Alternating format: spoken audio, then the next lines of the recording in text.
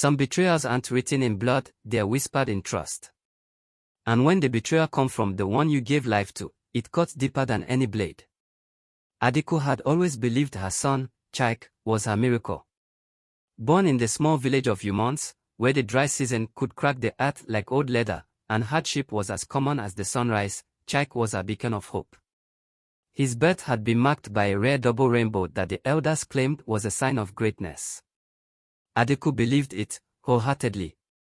She believed it even when Chike's father walked away, leaving her to raise the boy alone. She believed it even when she worked herself to the bone, weaving baskets by day and selling them in the markets by night. Chike grew up hearing stories of his mother's sacrifice. She never let him forget how much she had given to ensure he had a chance at a better life. But life had a cruel sense of humor, and where Adeku saw a son destined for greatness, others began to see a shadow darkening her light. Chike had a charm that was disarming, a smile that could melt even the sternest hearts. But behind those eyes lay something Adeku refused to see, a hunger that had nothing to do with food and everything to do with power. It began innocuously enough. Chike had left the village at 17 to study in the city, an opportunity Adeku had scraped and begged to afford. "You will make us proud, my son," she'd said, her voice thick with tears as she handed him her meager savings wrapped in an old cloth. "Promise me you'll never forget where you come from." "I promise, Mama," he'd replied, his tone so earnest it made her believe. But promises made in the light often dissolve in the dark. The city was a beast of temptation, and Chike quickly fell under its spell. He discovered a life of fast money, faster women, and even faster lies. The calls to his mother became infrequent, his excuses rehearsed. Adeku's neighbors whispered behind her back. "She sacrificed everything for that boy, and what has he done for her?" When Chike finally returned home 5 years later, he was unrecognizable. Gone was the lanky boy with dreams of becoming a doctor. In his place stood a man with expensive clothes, gold chains, and a confidence that bordered on arrogance. He drove into the village in a shiny black car, the kind that made people stop and stare. Adeku's heart swelled with pride as she rushed to embrace him.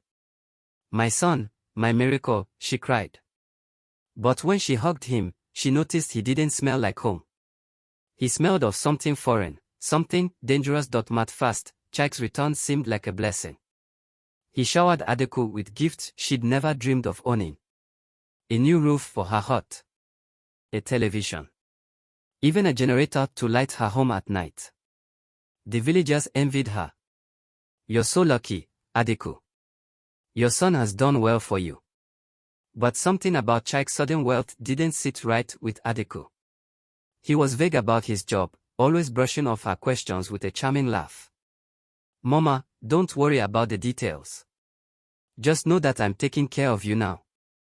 Late at night, when the village was asleep, Adeku would sit by the window and watch Chike on his phone, speaking in hushed tones. His laughter would echo, but it lacked joy.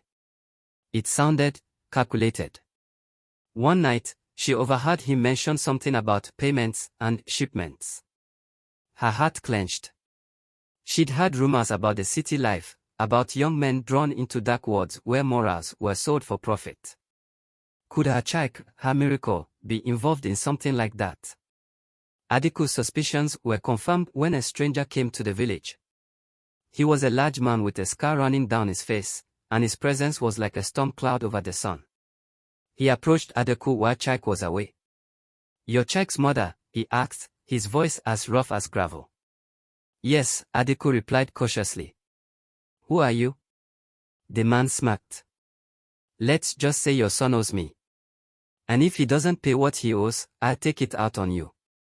Adeku's blood ran cold. "What are you talking about?" The man leaned in close, his breath reeking of tobacco. "Your son is playing a dangerous game, Mama. And if he loses, it won't just be him who suffers." When Chike returned that evening, Adeku confronted him. At first, he tried to laugh it off, but when she pressed, his temper flared. "Stay out of my business, Mama.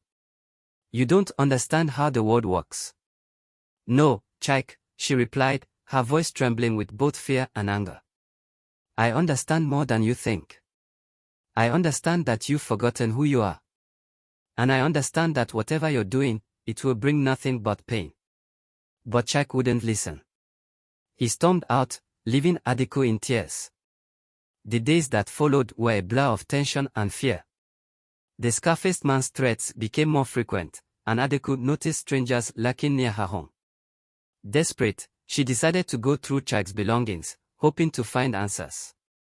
What she found was worse than anything she'd imagined. Hidden beneath his bed was a small box filled with cash, fake IDs, and a gun. Her hands trembled as she pieced it together. Her son was involved in a smuggling ring, and possibly worse. When Chike caught her with the box, his reaction was explosive. "You shouldn't have done that, Mama," he said, his voice cold and unfamiliar. "You've brought shame to this family," she cried. "You've put us all in danger." Chike's eyes darkened.